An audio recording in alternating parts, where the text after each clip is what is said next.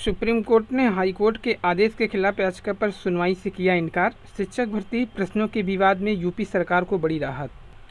भर्ती रहेगी जारी, सुप्रीम कोर्ट ने खारिज की याचिका। और उत्तर कुंजी में खामियों पर दायर याचिकाएं खारिज हो गई हैं। 69,000 शिक्षक भर्ती मामला, यूपी सरकार को राहत देते हुए सुप्रीम कोर्ट का हाई कोर्ट के आदेश में दखल देने से इनकार। उत्तर प्रदेश सरकार को बुधवार को 69,000 भर्ती परीक्षा मामले में सुप्रीम कोर्ट से बड़ी राहत मिली। इलाहाबाद हाईकोर्ट के फैसले में दखल देने से इनकार करते हुए सुप्रीम कोर्ट ने उत्तर कुंजी में खामियों को लेकर दायर याचिकाओं को खारिज कर दिया। हाईकोर्ट की एकल पीठ ने इन अभ्यर्थियों को राहत देते हुए उत्तर कुंजी व आपत्तियों को विशेषज्ञ समिति के पास भेज दिया था। विशेषज्ञ समिति को इस संबंध में रिपोर्ट दाखिल करने के लिए कहा था, लेकिन इस फैसले को खंडपीठ ने रोक लगा दी थी। इसके बाद अभ्यर्थियों ने सुप्रीम कोर्ट का दरवाज़ा खटखटाया था। जस्टिस हेमंत गुप्ता और जस्टिस अनिरुद्ध बोस की पीठ ने इलाहाबाद हाईकोर्ट के फैसले को चुनौती देने वाली कुछ अभ्यर्थियों की याचिकाओं पर विचार करने से ही इनकार कर दिया। पीठ ने कहा, हमें हाईकोर्ट के आदेश में दखल देने का कोई कारण नजर नहीं आता। इससे पहले सुनवाई के दौरान याचिकाकर्ताओं के वरिष्ठ वकील रंजीत कुमार ने पीठ से कहा कि खंडपीठ द्वारा एकल पीठ के निर्णय को पलटना उचित नहीं है। इससे कई अभ्यर्थियों का भविष्य जुड़ा है। पीठ ने कहा, अभ्यर्थी जब परीक्षा देता है तो उन्हें यह पता होता है कि अंक देने के क्या नियम है। बाद में इसे लेकर सवाल नहीं उठाया जाना चाहिए। यूपी सरकार की ओर से सॉलिसिटर जनरल तुषार मेहता और वकील राकेश मिश्रा ने पैरवी की थी। भर्ती परीक्षा के कुछ उत्तर को लेकर के विवाद था। उत्तर कुंजी में कुछ सवालों के जवाब गलत या एक से अधिक होने की बात कही। कुछ अभ्यर्थियों से लेकर हाईकोर्ट गए थे। हाईकोर्ट की एकल पीठ ने 3 जून को उत्तर कुंजी से संबंधित आपत्तियों को विशेषज्ञ समिति के पास भेजकर रिपोर्ट तलब की थी। विशेषज्ञ समिति को विश्वविद्यालय अनुदान आयोग द्वारा नियुक्त किया जाना था। इस फैसले को यूपी सरकार ने खंडपीठ में चुनौती दी थी, जिस पर 12 जून को खंडपीठ ने एकल पीठ के आदेश पर रोक लगा दी थी। बाद में डबल बेंच ने इस पर रोक हटा करके सरकार को राहत दी और सुप्रीम कोर्ट ने फिर सरकार को राहत दिया। 69,000 शिक्षक भर्ती के मामले में सीएम को अभ्यर्थियों ने भेजा पत्र। शिक्षक भर्ती के लिए उच्चतम न्यायालय में चल रहे मुकदमे में सरकार को मजबूती से अपना पक्ष रखने के लिए मुख्यमंत्री के नाम से संबंधित पत्रक एडीएम राम आश्रय को सौंपा गया। इस दौरान कहा गया, सरकार द्वारा भर्ती के लिए अपनाई गई प्रक्रिया सही है। जो भी अभ्यर्थी प्रक्रिया के तहत चयनित किए गए उन्हें नियुक्ति पत्र दी जाए। और आज अखिलेश यादव भूतपूर्व मुख्यमंत्री 69,000 शिक्षक भर्ती पर हिंदुस्तान से बातचीत करेंगे। शिक्षक भर्ती में पिछड़ी जातियों के साथ किया जा रहा है अन्याय, ये बोला है छात्र नेता ने। शिक्षक भर्ती पर सवाल उठाया। छात्र नेता विपिन नागर ने प्रदेश के अंदर होने वाले 69,000 प्राथमिक विद्यालय के शिक्षक भर्ती में पिछड़े वर्ग की तमाम जातियों द्वारा सरकार द्वारा किए जा रहे अन्याय के खिलाफ सोची समझी साजिश बताया। छात्र नेता ने शिक्षक भर्ती पर भी सवाल उठाया। भर्ती प्रक्रिया को गति देने की मांग की गई है। 69,000 शिक्षक भर्ती में चयनित अभ्यर्थियों ने बुधवार को जिला प्रशासन को ज्ञापन देकर ठप पड़ी शिक्षक भर्ती प्रक्रिया में तेजी लाने की मांग की है। रिक्त पदों पर समायोजन करेगी सरकार। बेसिक शिक्षा विभाग में संविदा पर कार्यरत कर्मचारियों के लिए खुशखबरी है। महकमे के रिक्त पदों पर उनका समायोजन करने की तैयारी है। अपर शिक्षा निदेशक बेसिक ने सभी मंडलीय शिक्षा निदेशकों को संयुक्त शिक्षा निदेशक से कर्मचारियों को विनियमित करने की आज्ञा मांगी है। निर्देश है कि प्रकरण को कार्यालय में परीक्षण करके रिपोर्ट भेजी जाए। बेसिक शिक्षा के शिक्षा परियोजना परिषद, राज्य परियोजना कार्यालय और सर्व शिक्षा अभियान कार्यालय बड़ी संख्या में दैनिक वेतन भोगी या संविदा पर कर्मचारी कार्यरत हैं। उन्हें रिक्त पदों पर समायोजित करने के लिए समय समय पर शासनादेश जारी हुए हैं। अब ऐसे कर्मचारियों को उन्हें रिक्त पदों पर समायोजित करने के लिए समय समय पर शासनादेश जारी हुए हैं। अब ऐसे कर्मचारी को विनियमित करके सौगात देने की प्रक्रिया तेज हुई है। अपर शिक्षा निदेशक बेसिक प्रयागराज गायत्री ने पत्र जारी करके कहा कि मंडलीय संयुक्त शिक्षा निदेशक प्रकरणों का परीक्षण करके उन्हें व अपर शिक्षा निदेशक सिविल निषादगंज लखनऊ को आख्या भेजिए। विनियमित करने की मांग हो रही है तेज। विनियमित करने की मांग पर हो रही है जांच। एडेड माध्यमिक कॉलेजों में वर्षों से पढ़ा रहे अभ्यर्थियों ने विनियमित करने की मांग की है। शासन के निर्देश पर एडेड कॉलेजों में नियमित शिक्षक आने तक की शर्त पर पढ़ाने वालों की जांच की जा रही है। ऐसी सूचना है कि अभ्यर्थियों ने डीआईओ से सारगार करके नियुक्ति प्राप्त की। उनके पदों पर अधियाचन चयन बोर्ड को भेजा ही नहीं गया। बड़ी संख्या में मामले के मिलाने की सौगात है, आसार है। योग्य अभ्यर्थियों को नहीं मिल रही है नियुक्ति। एक और सरकार संविदा कर्मियों को समायोजित करने की तैयारी में, वहीं योग्य अभ्यर्थियों को नियुक्ति नहीं मिल रही है। परिषदीय स्कूलों की 69,000 शिक्षक भर्ती में लिखित परीक्षा उत्तीर्ण करने वाले 78,193 अभ्यर्थी चयन की लिस्ट में शामिल नहीं हो सके। कुछ ने कम गुणांक को भाप कर अंतिम चयन के लिए आवेदन नहीं किया और जिन्होंने किया भी वो गुणांक कम होने की वजह से बाहर हो गए। और अंतिम वर्ष के छात्रों की परीक्षाएं हो सकती हैं रद्द। ये बड़ी न्यूज़ है। कोरोना वायरस के संक्रमण से पीड़ित लोगों की संख्या में वृद्धि को देखते हुए विश्वविद्यालय उच्च संस्थान अंतिम वर्ष के छात्रों की जुलाई में होने वाली परीक्षाएं रद्द की जा सकती है। इस तरह नए शैक्षणिक सत्र की शुरुआत को अक्टूबर तक टाला जा सकता है। मानव संसाधन विकास मंत्री रमेश पोखरियाल निशंक ने विश्वविद्यालय अनुदान आयोग यूजीसी से कहा कि वह इंटरमीडिएट व टर्मिनल सेमेस्टर परीक्षा और शैक्षणिक कैलेंडर के संबंध में पहले दिशा निर्देश जारी कर पुनरीक्षण करे। शिक्षण संस्थान 16 मार्च तक ही बंद रहेंगी। कब क्या हुआ शिक्षक भर्ती में? तो ये 69,000 भर्ती की एक बड़ी न्यूज ये है कि 1 दिसंबर 2018 को लिखित परीक्षा का आदेश हुआ था। 6 जनवरी 2019 को परीक्षा कराई गई थी सुपर टेट, जिसे 69,000 शिक्षक भर्ती परीक्षा कहते हैं। 7 जनवरी 2019 को अर्हता अंक तय किया गया। 600 से ज़्यादा अर्जियां हाईकोर्ट में पहुंच गई क्योंकि अर्हता अंक बाद में तय हुआ।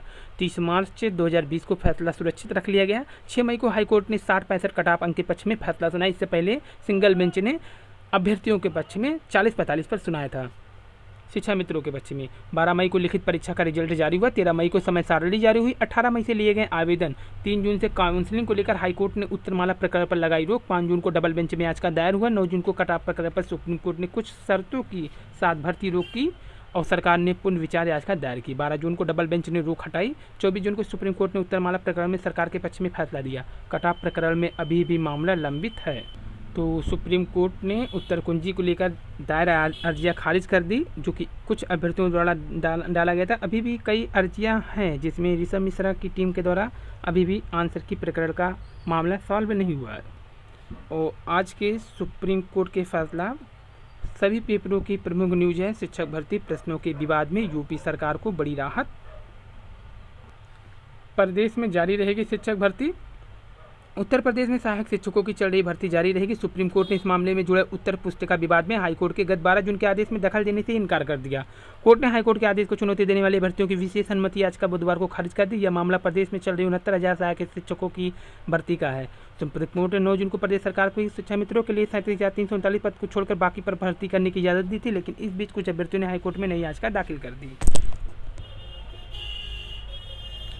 कुछ अभ्यर्थियों के दायर करने के बाद उत्तर पुस्तिका पर सवाल उठाते हुए कहा था कि कुछ सवालों के उत्तर गलत हैं और भर्ती प्रक्रिया पर रोक मांगी थी, जिस पर हाईकोर्ट की एकल पीठ ने उत्तर पुस्तिकाओं की जांच का मामला यूजीसी की विशेषज्ञ समिति को भेजते हुए भर्ती पर अंतरिम रोक लगा दिया था।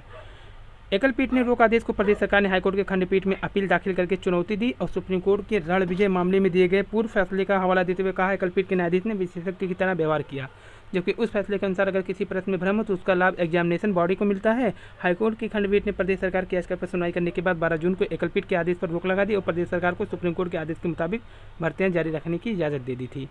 हाईकोर्ट की खंडपीठ ने 12 जून के आदेश को कुछ अभ्यर्थियों ने सुप्रीम कोर्ट में नई विशेष अनुमति याचिका दाखिल कर दी।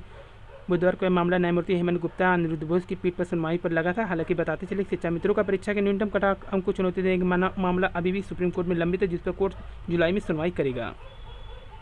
और पेपर आउट प्रकरण में अभी भी अभ्यर्थियों का विरोध जारी है। 69,000 शिक्षक भर्ती अनियमितताओं का केंद्र, जिसमें विज्ञापन अस्पष्ट था, उत्तर कुंजी अस्पष्ट, रिजल्ट अस्पष्ट, आरक्षण अस्पष्ट, भ्रष्टाचार असीमित। तो ये सब मोर्चा के बने तरह चल रहा है, न्याय मोर्चा आजमगढ़ की। और ज्ञापन भी दिया जा रहा है अभ्यर्थियों के द्वारा। और शिक्षक भर्ती प्रक्रिया को पूरी करने की मांग, सौंपा ज्ञापन। केएल पटेल पर पूर्व में भी धांधली करने का आरोप लगा है। 69,000 शिक्षक भर्ती का मुख्य आरोपी पूर्व जिला पंचायत सदस्य डॉक्टर कृष्णलाल पटेल के खिलाफ छात्रों ने कई संगीन आरोप लगाए। एसटीएफ को कॉल करके तरह तरह की जानकारी दे रहे हैं।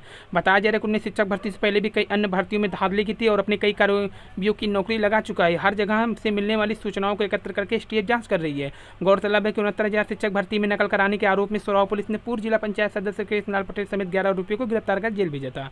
इस प्रकरण में पुलिस ने स्कूल प्रबंधक चंद्रमा यादव, भदोही के मायापति दुबे, प्रतापगढ़ के दुर्गेश और डॉक्टर पटेल के कर्मचारियों को वांटेड किया था। इस केस की जांच कर रही एसटीएफ आरोपित की तलाश में जौनपुर, प्रतापगढ़, भदोही, कौशाम्बी और लखनऊ में दबिश दे चुकी है, लेकिन कोई भी आरोपी अभी तक गिरफ्तार नहीं हुआ। इस बीच प्रतियोगी छात्रों ने एसटीएफ के अधिकारियों को कॉल करके आरोपियों के खिलाफ तरह तरह की जानकारी दे रहे हैं। कभी कोई कॉल करके चंद्रमा यादव के प्रयागराज में छिपे होने की सूचना देता है, तो कोई लखनऊ में शरण लेने की बात करता है।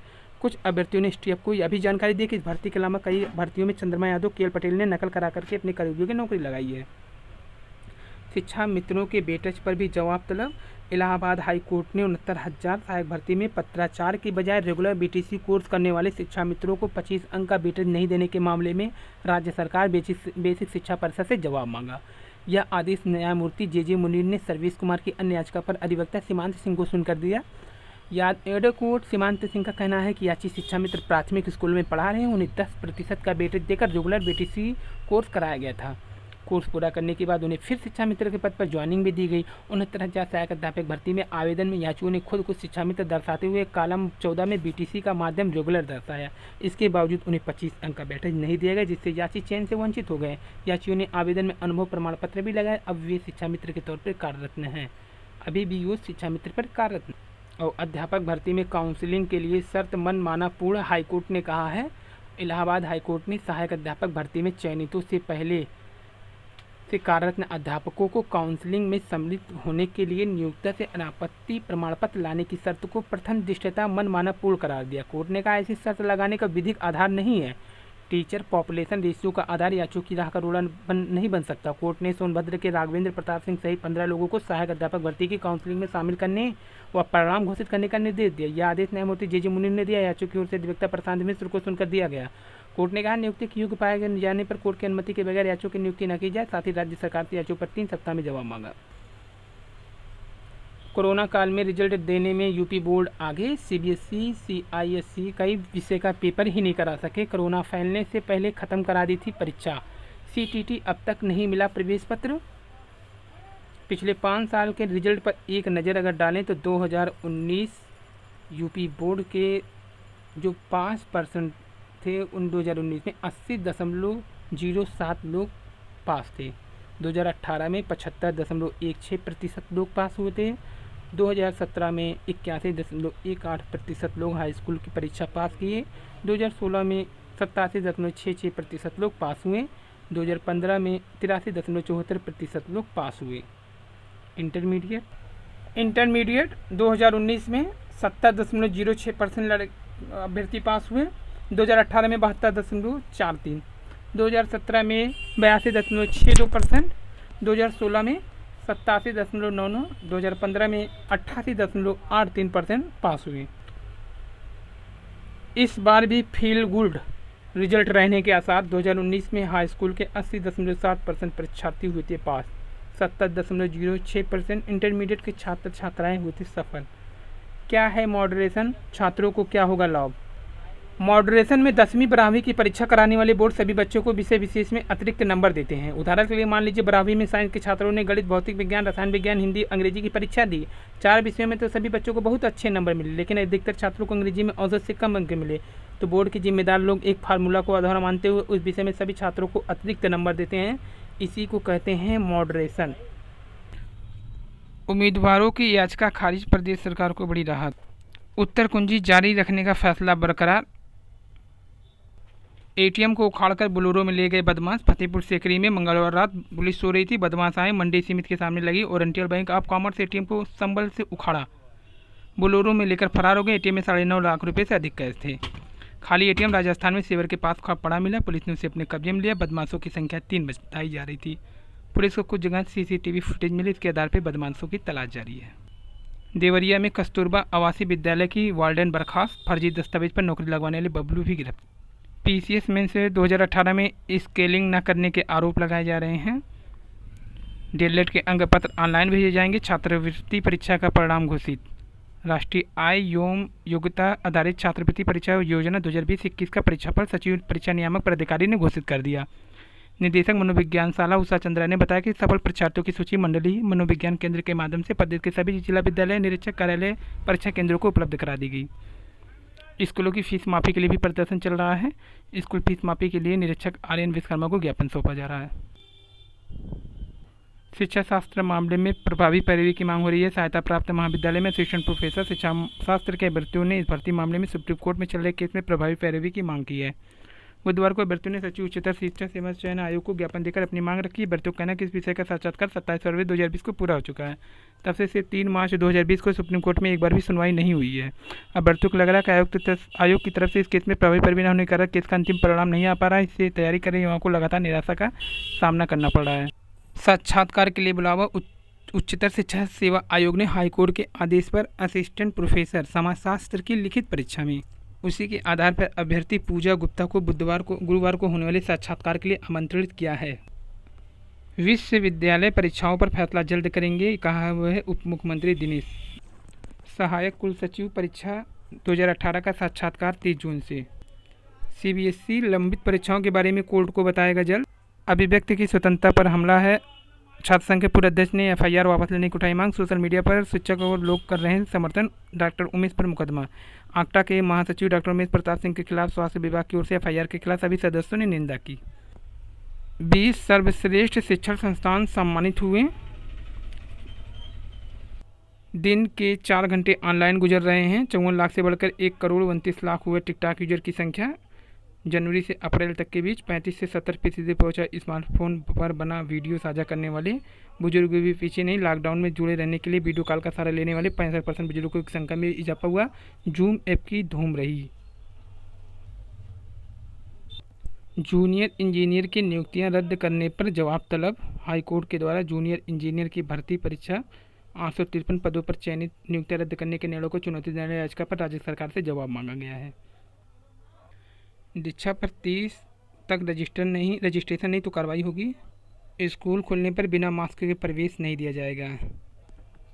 चीन हैकर रोज 10,000 तक साइबर हमले कर रहे हैं। स्वीकृत पदों से 7 गुना अधिक का विज्ञापन। स्वीकृत पद 5 और जेम पोर्टल पर विज्ञापन पैंतीस का पद भेज दिया गया। मामला प्रदेश के बाल विकास एवं पुष्टाहार विभाग का है। रोजगार अभियान के लिए 116 नोडल अधिकारी तैनात। और ट्विटर पर शिक्षक भर्ती मामले में सौंपा ज्ञापन।